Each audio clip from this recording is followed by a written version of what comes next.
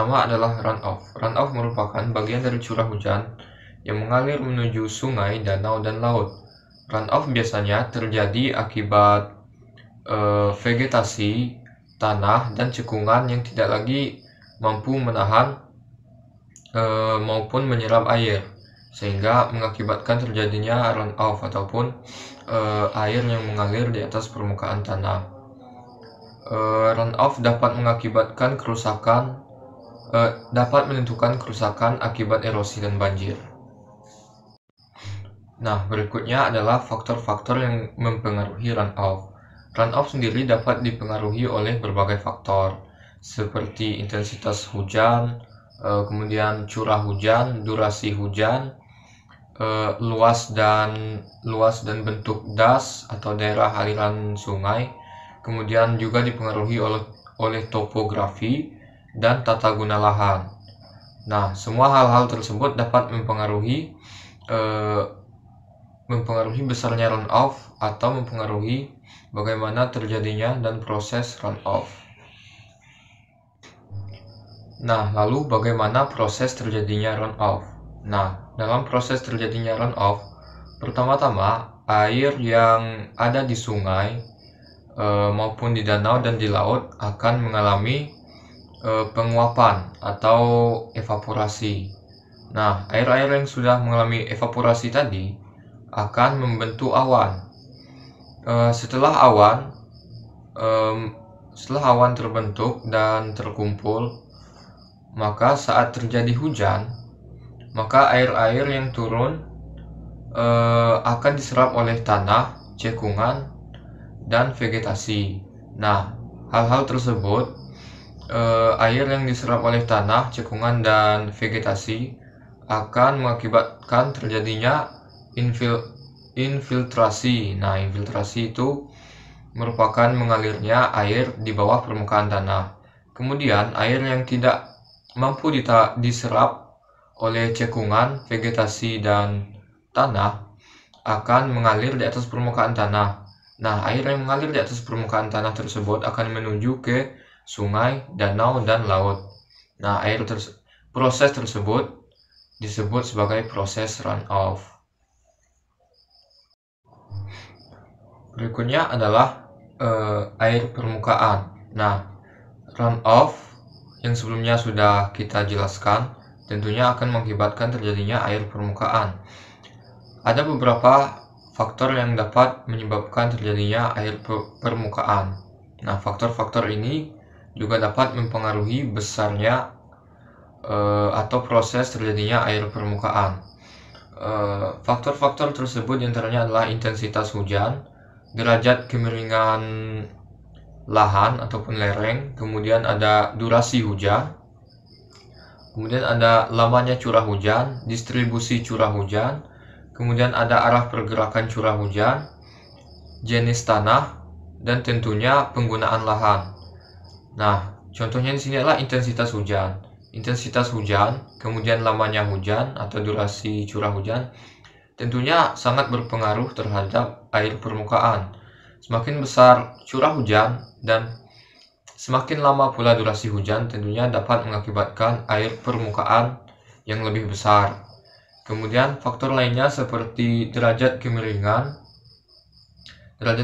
lahan yang tentunya semakin miring lahan, maka kecepatan dari air permukaan tentunya bisa menjadi lebih cepat. Kemudian faktor lain seperti jenis tanah dan penggunaan lahan tentunya juga sangat berpengaruh. Nah, jenis tanah seperti kepadatan tanah itu sangat mempengaruhi air permukaan. Tentunya tanah yang padat tentunya tidak mampu menyerap air dengan sangat efektif, sehingga dapat mengakibatkan air permukaan yang lebih tinggi dan lebih besar. Nah, selain runoff, tentunya air hujan yang mengalir tentunya juga ada yang diserap oleh tanah. Nah, hal tersebut disebut sebagai infiltrasi. Kemudian terdapat juga perkolasi. Nah, perbedaannya adalah Infiltrasi itu merupakan proses bergeraknya air ke dalam permukaan tanah. Kemudian perkolasi sendiri merupakan proses bergeraknya air di bawah permukaan tanah. Nah, hal tersebut dapat terjadi dikarenakan adanya gaya gravitasi. Nah, air yang mengalir di bawah permukaan tanah disebut perkolasi. Biasanya air yang mengalir di bawah permukaan tanah ini banyak mengandung CaCO3. Nah, ini diakibatkan karena air perkolasi meresap dan merembes secara perlahan ke dalam gua.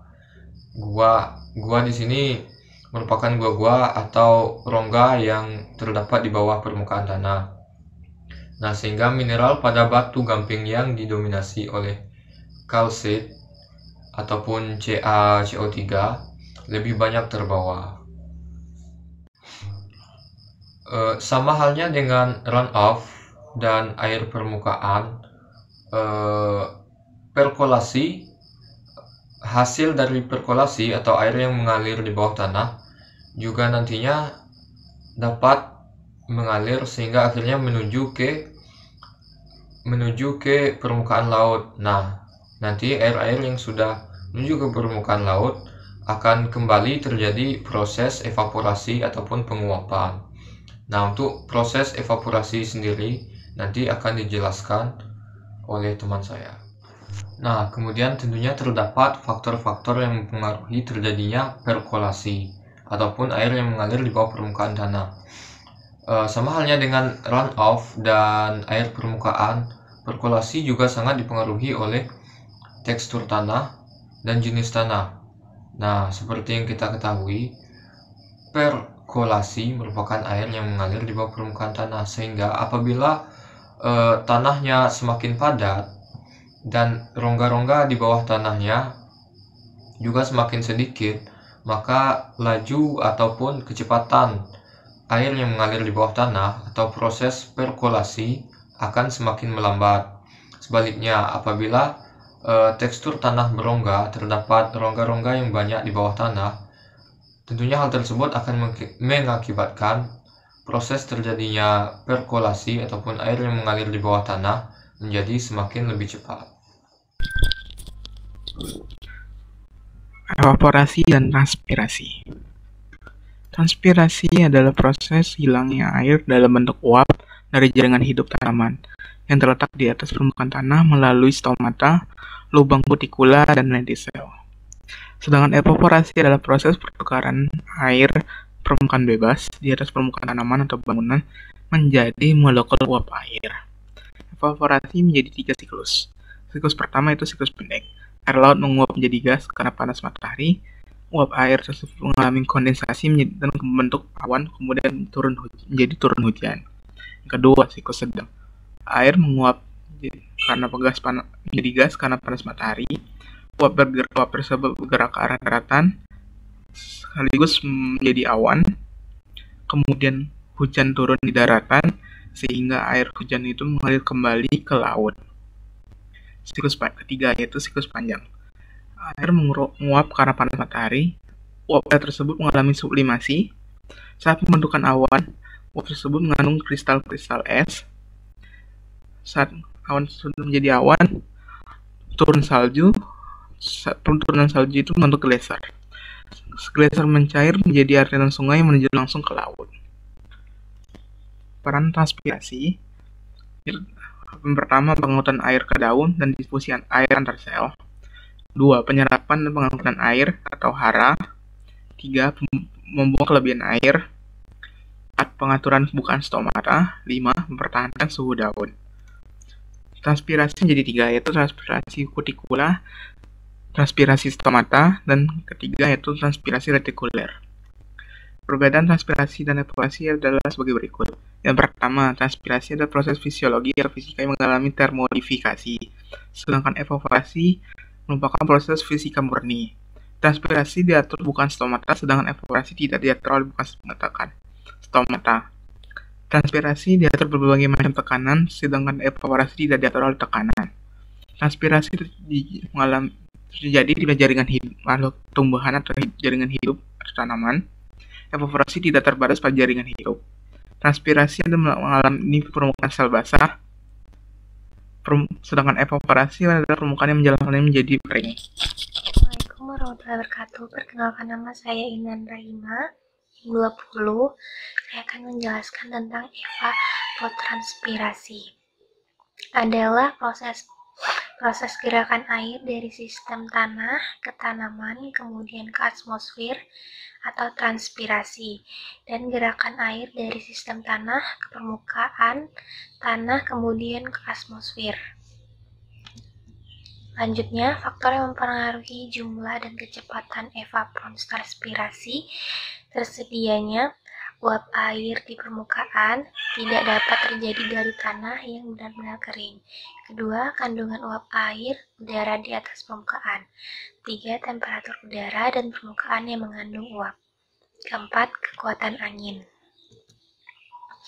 Jenisnya yaitu terbagi 4, yaitu pertama ada evapotranspirasi potensial, yang kedua ada evapotranspirasi aktual, yang ketiga ada evapotranspirasi standar, yang keempat ada evapotranspirasi tanaman. Selanjutnya, evapotranspirasi potensial yang memungkinkan terjadi pada kondisi air yang tersedia berlebihan.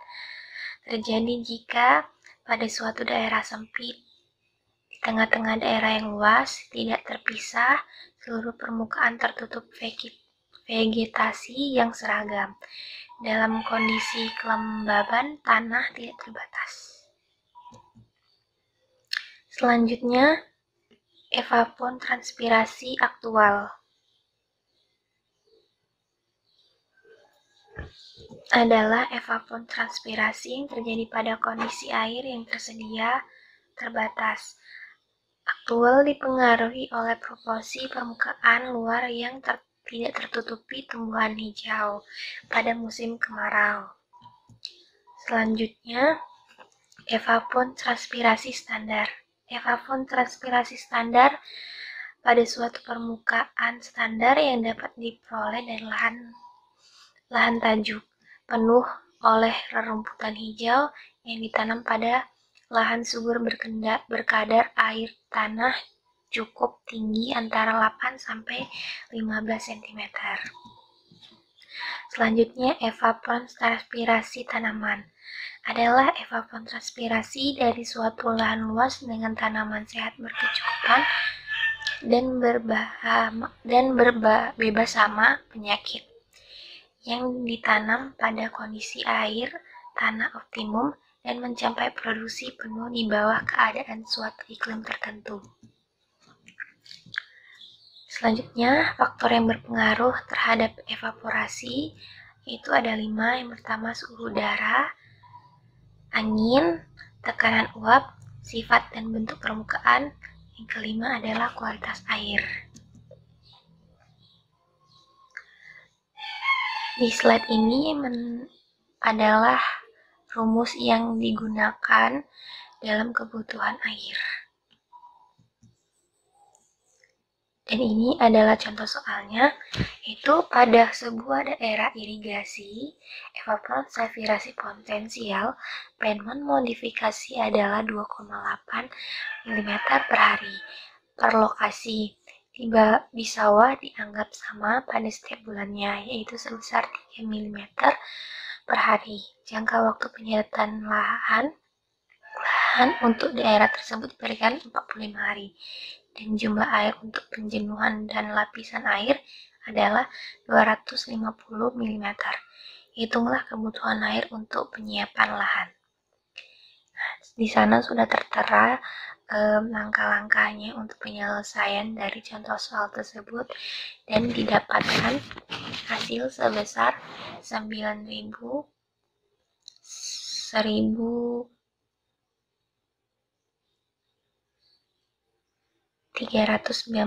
mm per hari.